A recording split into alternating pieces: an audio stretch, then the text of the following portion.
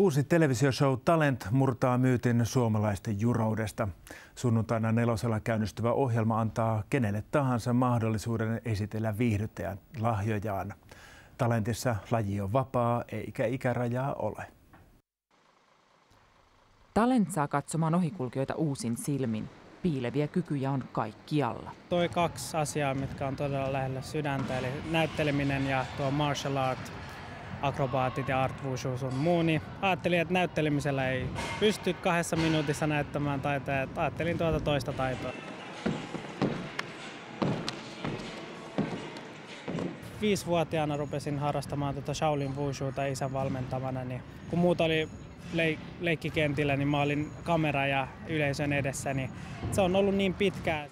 Nykyisin Ramin harjoittelee 3 kertaa viikossa ja myös valmentaa itse kehittämänsä showtaistelulajia.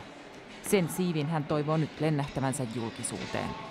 Tietysti kaikki toivoo siihen finaaliin ja voittoon. Että itselläni se, että toivon Talent-ohjelman kautta tuottajat, ohjaajat voisivat nähdä sen taidon ja kyvyn, mikä sopii valkokankaalle mun puolesta. Että siihen nyt tähtään aina.